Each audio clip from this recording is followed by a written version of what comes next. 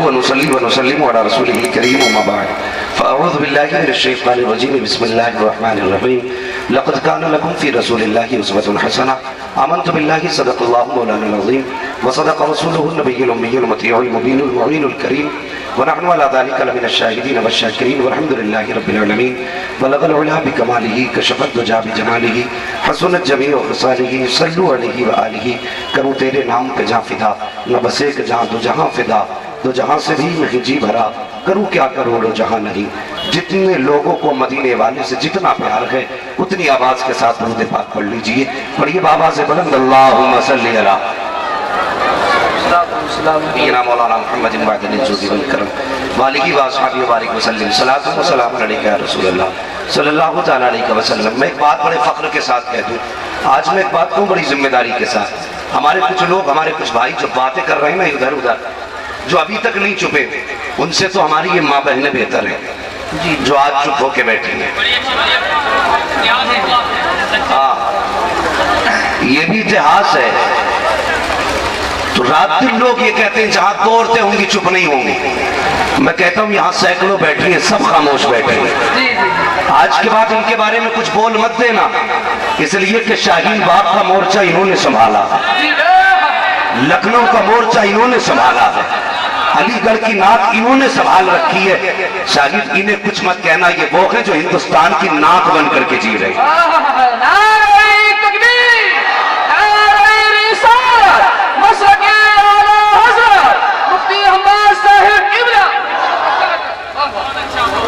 ہم تو فخر کے ساتھ کہتے ہیں کچھ فرعون دنیا میں آئے ہیں, انہوں نے سوچا تھا مسلمانوں کو دبا دیں گے. ارے یار مردوں کا مقابلہ کیا خاک کرو گے, اسلام کی شہزادیوں کی برابری نہیں کر پا رہے, شہزادیوں کی برابری نہیں کر پائے. مردوں کا مقابلہ کیا کرو گے. اور رہ گئی بات بھارت سے نکالنے کی, تو آج یہ جوان سنیں گے اور یہ غلام بولے گا. بولو بولو ذرا سبحان اللہ.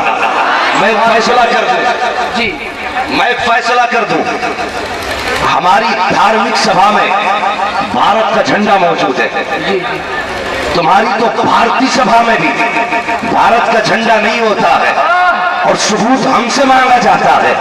چاہے وہ ثبوت ہم سے مانگتے ہو, اب میں سچائی بتاتا ہوں, اور دودھ کا دودھ پانی کا پانی ہوگا, بات سچی ہو تو اب میں چاہتا ہوں مجمع نعرہ لگا کے بتائے کہ اس بات میں سچائی کتنی ہے. توجہ چاہیے عثمان بھائی, یہ بھارت سے نکالنے کی بات کرتے ہیں, یہ بھارت تمہارے باپ کا نہیں ہے, بھارت خواجہ پاک کا ہے. اور سچائی یہ ہے کہ بھارت کے یہ کہتے ہیں سسکتے ہوئے منظر خواجہ پریا کے بعد خواجہ پریا کے خواب کی تعبیر نہیں ہے. ہر دھرم کے لوگوں کا یہاں حق برابر, ارے بھارت کسی کے باپ کی جاگیر نہیں ہے.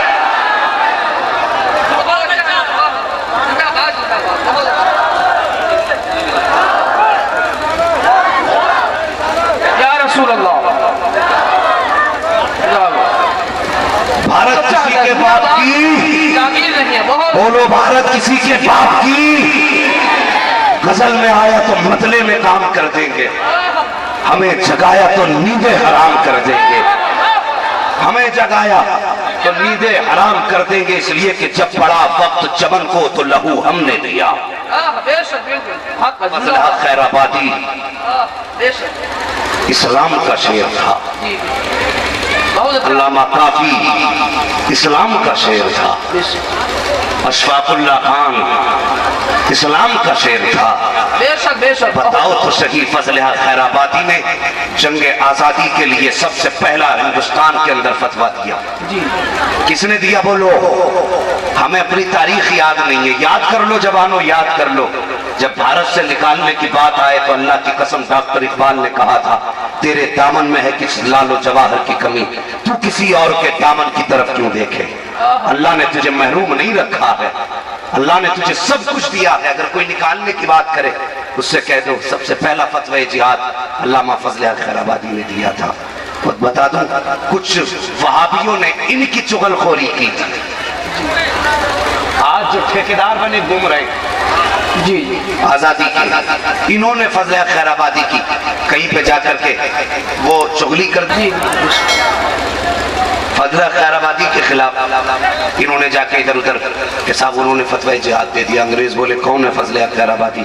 آپ کو گرفتار کیا گیا، کورٹ میں پیش کیا گیا، جب کھڑا کیا گیا نا تو یقین جانو جو اللہ والے ہوتے ہیں وہ صرف اللہ سے ڈرا کرتے ہیں، بے شک بے شک، اور ساری دنیا ان سے ڈرا کرتی ہے۔ آپ کھڑے ہوئے، وہ گواہ لایا گیا، بولے پہچان یہ فضل خیر آبادی۔ جب اس نے دیکھا نا اس کے دل میں ڈر بیٹھ گیا، کہنے لگا یہ فضل خیر آبادی نہیں ہے۔ آپ کو جلا لایا، فرمایا ظالم جھوٹ کیوں بولتا ہے؟ سچ بولنا میں ہی فضل خیر آبادی، سچ بول میں ہی فضل خیر آبادی۔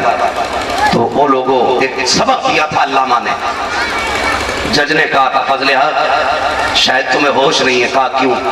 کہا کیا کہہ رہے ہو؟ کہا میں کہہ رہا ہوں میں ہی فضل حق ہوں جس نے فتوی جہاد دیا۔ جج نے کہا تھا ڈر نہیں لگتا پھانسی ہو جائے گی؟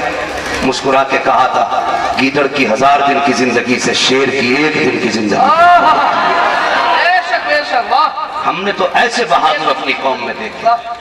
اور علامہ کافی وہ مسلمانوں خدا را مان جاؤ، نبی کے دامن میں آ جاؤ، آقا کے دامن میں آ جاؤ، صرف جلسے کرا کے سو مت جانا، جلسے کرا کے مصطفیٰ کو بھول مت جانا۔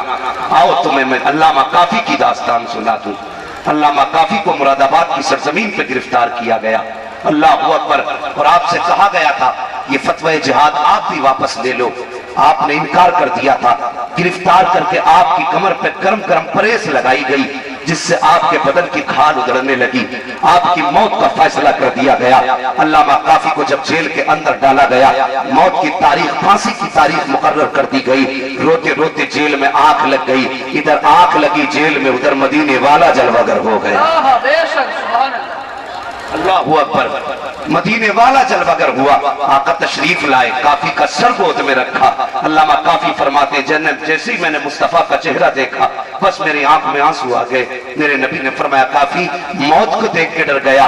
علامہ کافی نے کہا تھا آقا آپ کے غلاموں کو موت ڈرا کیسے سکتی ہے؟ کہا کافی پھر رویا کس لیے ہے؟ رو کے کہتے ہیں آقا اگر کاش یہ پتہ چل جاتا کہ مصطفیٰ کی زیارت جیل میں ہونی ہے تو کافی اتنی تاخیر کیوں کرتا، وقت سے پہلے آ چکا ہوتا، پہلے آ گیا ہوتا۔ ایسے ایسے میرے مصطفیٰ کے عاشق ہوئے ہیں۔ اب علامہ کافی کو تختہ دار پر لایا جاتا ہے، سامنے پھانسی کا پھندا ہے لیکن کافی مسکرا رہے ہیں، سامنے موت کھڑی ہے، علامہ کافی مسکرا رہے ہیں۔ جس وقت آپ کو پھانسی کے پھندے پہ لایا گیا آپ سے کہا تھا سزا دینے والے نے آپ کی کوئی آخری خواہش ہو تو بتائیے۔ علامہ کافی نے کہا تھا میری آخری خواہش یہ ہے کہ مجھے قلم کاغذ لا کر کے دے دیا جائے۔ جیسے قلم کاغذ لا کر کے دیا گیا تو دنیا سوچ رہی تھی شاید کافی اپنے بچوں کے لیے کوئی پیغام لکھیں گے یا بیوی کے نام کوئی محبت بھرا خط لکھیں گے یا خاندان والوں کے لیے وصیت تحریر کریں گے، لیکن تاریخ گواہ ہے جیسے کافی کا قلم اٹھا ہے تو نہ بیوی کے لیے کوئی محبت کا پیغام لکھا ہے نہ بچوں کے لیے وصیت تحریر کی ہے، بلکہ جب قلم اٹھا ہے ادھر قلم چلا ہے ادھر آنکھ سے آنسو رہے ہیں۔ کافی کیا لکھتے ہیں؟ قلم اٹھا کے کہتے ہیں کوئی کل باقی رہے گا نہ چمن رہ جائے گا پر رسول اللہ کا تمہیں اصل رہ جائے گا۔ اگر سوکم خاک کی پوشاک پر نازا نہ ہو اس تنے بے جان پر خالی قدم رہ جائے گا۔ ہم سفیر و باغ میں ہے کوئی تب کے چہچہے ارے بلبلیں اڑ جائیں گی سونا چمن رہ جائے۔ سبحان اللہ، سبحان اللہ، یا رسول اللہ، یا رسول اللہ، یا رسول، یا رسول اللہ اکبر، اللہ بہت اچھا، زندہ باد حضرت، بہت اچھا۔ لوگوں اللہ کا شکر ہے ہم نے ہندوستان کو آزاد کرایا ہے۔ کسی کی ماں نے اتنا دودھ نہیں پلایا جو ہمیں بھارت سے باہر نکال سکے، نکال ہی نہیں سکتا۔ اور ایک بات کہہ دوں اگر نکالنا ہی ہے نا،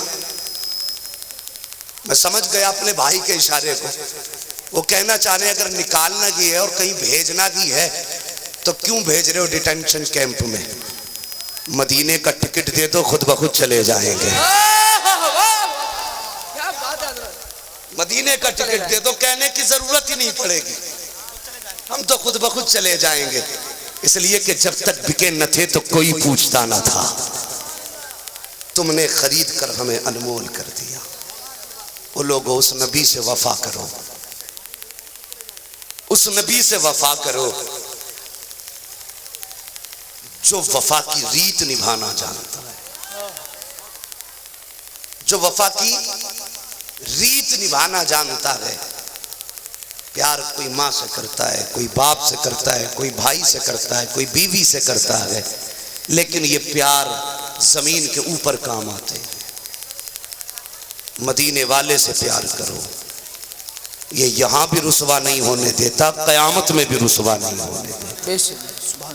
نبی سے وفا کرو۔ میں نے ایک بچے کو دیکھا، ماشاءاللہ جب نعرہ لگا تھا نا تو بچے اٹھ کے کھڑے ہو گئے تھے، بچے اٹھ کے کھڑے ہو گئے۔ آپ بڑے اچھے لوگ ہو، ورنہ اکثر جلسوں میں جاتا ہوں تو ہونے دکھتا کیا ہے، بچوں کا ہاتھ پکڑ کے کہتے ہیں جی انہیں پیچھے بھیجو، اور کچھ مولوی بھی کہتے ہیں نہیں مونڈ نہیں بنتا میرا، بچے ہٹاؤ سامنے سے، سمجھدار آؤ آگے کو۔ مگر میں کہتا ہوں اگر بچے پہلے آ جائیں اللہ کی قسم زبان سدھرے گا تو شاید ایک پشت سدھرے گی، اگر بچہ سمجھ جائے گا تو نسلیں سمجھ جائے گی، بہت اچھا تھا، بہت اچھا، نسلیں سنور جائیں گی۔ ہمارے کچھ بڑے بوڑھے مسجدوں میں جاتے ہیں تو بچوں پہ سب سے زیادہ غصہ نکالتے ہیں۔ 70 سال میں تو نماز پڑھنا شروع کری چچا نے، زندگی بھر مینڈے کاٹتے رہے، کھڑی کھیتی کاٹی، جب کسی کام کے نہیں رہ گئے پھر مسجد میں آ گئے، اور جب آئے نا تو بچوں پہ دانت دکھاتے، نکالو اس سے باہر کو، صفحے میلی کر دی، پانی ختم کر دیا، جوتے چرا کے لے گئے۔ یار شرم کر تو سہی، اگر اب مسجد سے نکال دو گے تو جوانی میں انہیں تیرا باپ لے کر کے آئے گا۔ بہت اچھی بات ہے، بہت اچھی، بتاؤ تو بھائی، زندہ باد، بچوں کو مسجد میں لایا کرو جی جی تاکہ جوانی میں ان کی عادت بنی۔ جی، جلسوں میں لایا کرو، اس لیے کہ یہ سادہ کاغذ ہے، ابھی جو لکھ دیا جائے گا پھر کوئی کاٹ نہیں سکتا ہے، بے شک، کوئی کاٹ نہیں سکتا ہے۔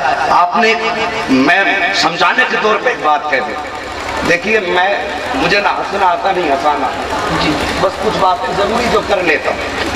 موٹے پیڑ کو اگر کوئی درخت موٹا ہو جائے، اسے کوئی جھکانا چاہے جھک جائے گا، اکھڑ سکتا ہے، ٹوٹ سکتا ہے، وہ آپ کی منشا کے مطابق مڑ نہیں سکتا۔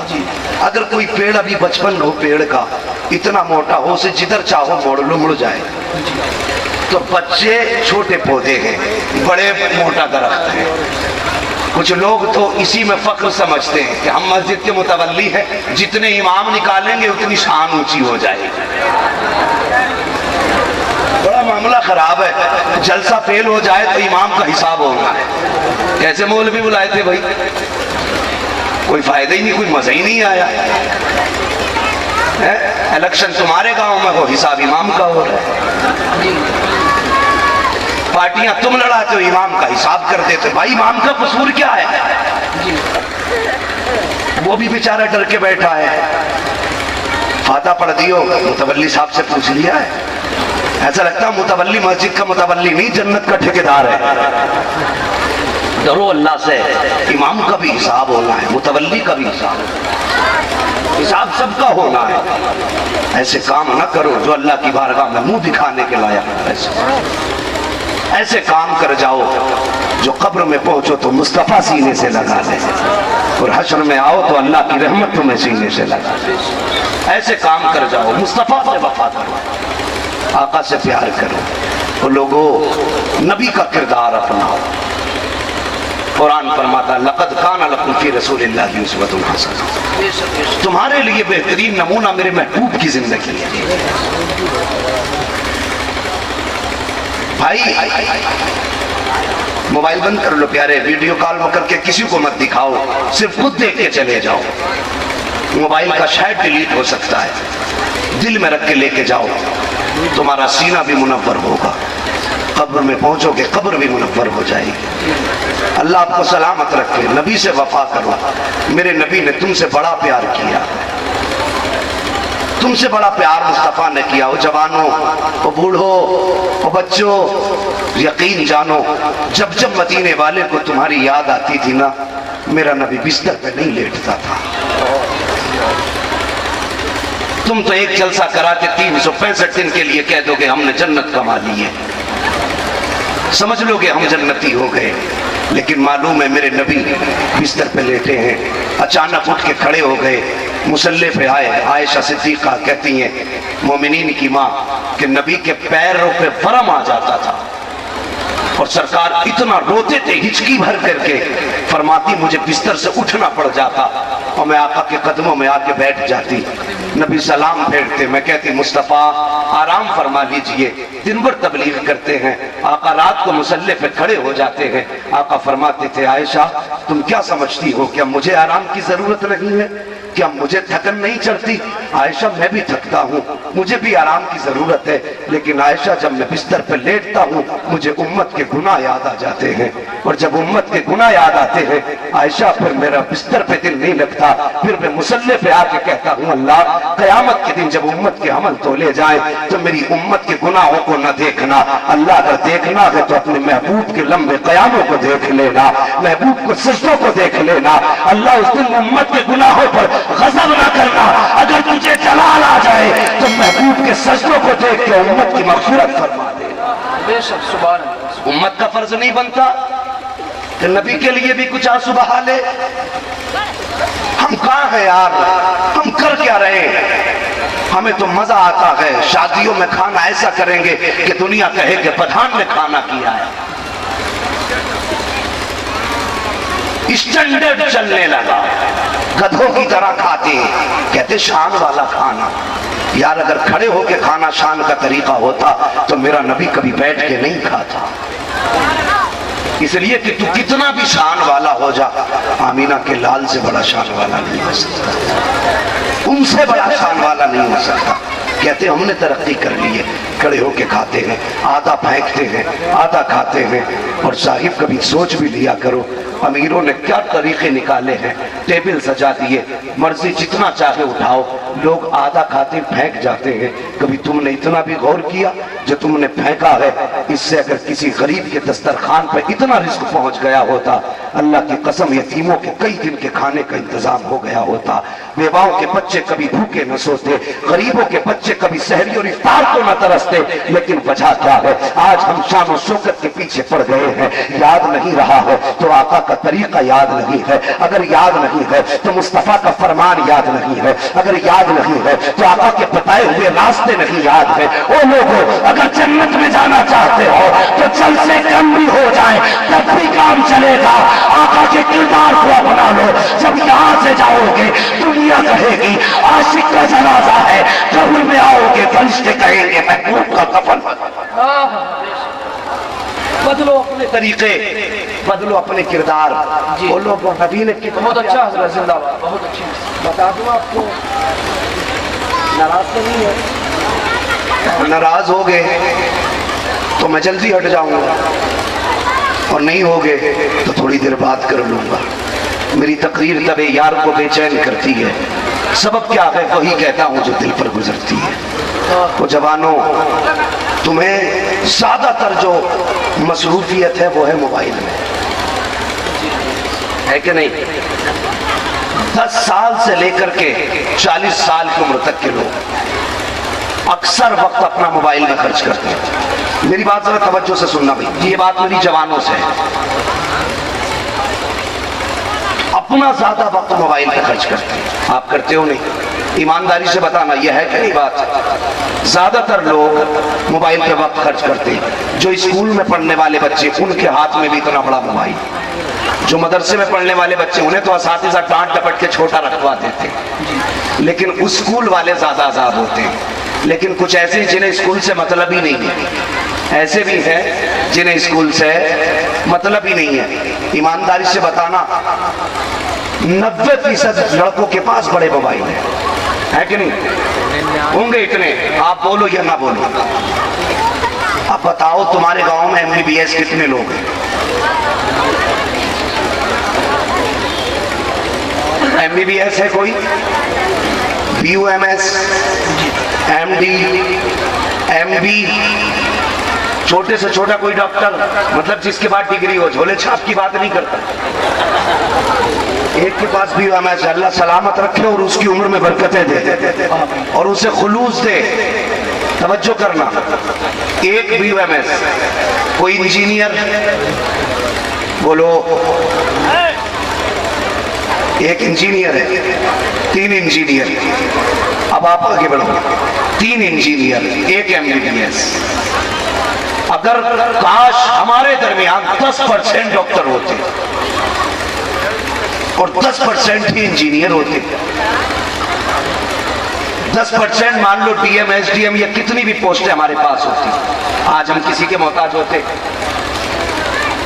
तुम्हें मालूम है मुसलमानों के साथ होता क्या है?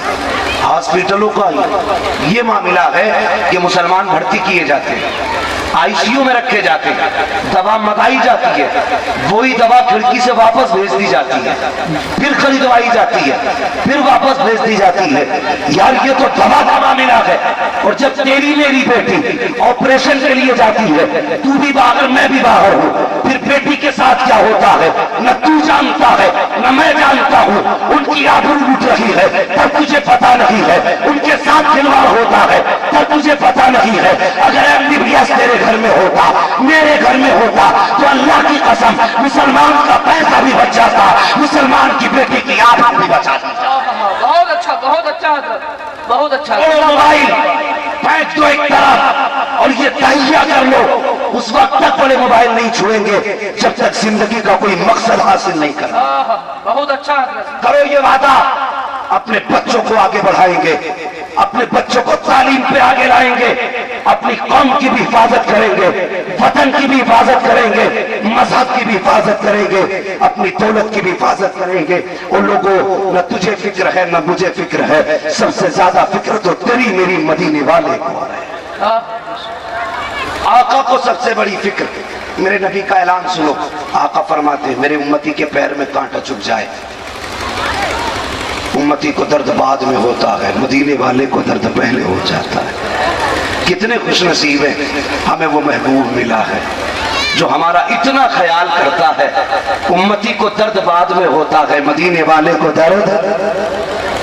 कुछ ही लोग सुन रहे हैं, मुझे मैं बीच बीच में इसलिए बुलवाता हूं ताकि पता चले आप भी सुन रहे हैं। मदीने वाले को दर्द पहले होता है। आका उम्मत का इतना दर्द करते हैं, कभी सोचा हमने आका उम्मत से कितना प्यार करते हैं। आज बच्चों को मदरसे में भेजा जाता है 1 घंटे के लिए नहीं, 15 मिनट के लिए। हाफिज जी बेटे को कुरान शरीफ पढ़ा देना। कितनी देर में? 15 मिनट, बहुत ज्यादा टाइम, आधा घंटा। अगर हाफिज जी पिछला सुनने लगे और 30 मिनट के बजाय 35 हो गए, फोन कर देते बच्चा नहीं आया अभी तक, क्यों कि उसे ट्यूशन पे जाना है। ठीक है जी, ट्यूशन भी पढ़ाओ, इंजीनियर भी बनाओ, लेकिन कम से कम कुरान का कारी तो बना लो। कुरान किताबे हिदायत है, कुरान किताबे रहमत है, कुरान किताबे अजीज है, कुरान जीने का हुनर देता है, कुरान मरने का हुनर देता है, कुरान जीने के ढंग देता है, कुरान इंसान को इंसानियत की महराज देता है। इतनी अजीम किताब हमने पढ़ाई नहीं, उसके लिए आधा घंटा और बाकी किताबों के लिए 24 घंटे। कम से कम मेहरबानी करो, आधा घंटे में बच्चा नहीं पढ़ता तो कहते इमाम साहब कैसे पढ़ाया मेरे बच्चे को, 1 महीना हो गया उसे कुछ आता ही नहीं। आधा घंटे में क्या भाई सीने से सीना लगा के दे दिया जाए? टाइम दो बच्चों को कुरान का। और ये बात मैं इसलिए कह रहा हूँ, जिन्हें कुरान, जिनके सीनों में कुरान होता है ना, उनके सीनों में रहम होता है, उनके सीनों में नरमी होती है, वो जालिम नहीं होते हैं जिनके सीनों में कुरान होता है। आज कुरान से हम बहुत दूर हैं। वो लोगों, कुरान कोई इतनी सस्ती भी किताब नहीं है कि मौलवी से 15 मिनट में बच्चों को पढ़वा दी। कुरान बड़ी कीमती किताब है, तुम्हें मालूम नहीं है। इस कुरान को पहुंचाने के लिए हम तक हमारे कितने बुजुर्गों ने नेज़ों पे अपने सर चढ़ाए हैं। कितने बुजुर्गों ने फांसी के फंदे देखे हैं, तुम्हें पता नहीं है। अरे और तो और नबी की बेटी की बात कर लो, सैयदा तैयबा ताहिरा आबिदा साहिदा हजरत फातिमा ज़हरा रज़ी अल्लाह ताला अन्हा, अली नगर के रहने वालों, अली के नाम पे आपकी बस्ती का नाम है, अली की ज़ौजा की बात करने लगा हूँ। तुम अल्लाह करे ऐसे जलसे सजाते रहो, ऐसे जलसों में आते रहो, लेकिन इससे ज्यादा महफिलें कुरान की सजने लगे, आका की हदीस की सजने लगे, जलसे कुरान की सजने लगे। अगर ये मौसम बदल गया ना, अगर ये जलसे कुरान की महफिलों में आ गए, अल्लाह की कसम कोई घर ऐसा नहीं होगा जिसमें कुरान का कारी ना होगा, कुरान का हाफिज ना होगा। और जिस दिन ये हो गया, जिस घर में कुरान का कारी होगा, तो समझ लेना 7 पुश्तों तक अल्लाह उनके घर वालों को जन्नत अता फरमा। बेशक जिंदाबाद। एक इंजीनियर बना के कहते हैं हमारी एक पुश्त पल जाएगी, यार पल जाएगी एक पुश्त, एक कुरान का कारी खुद बना लो, 7 पुश्तें बख्श दी जाएंगी, 7 पुश्तें बख्शी जाएंगी। कितना मुश्किल है कुरान। इस कुरान से प्यार करो लोगों।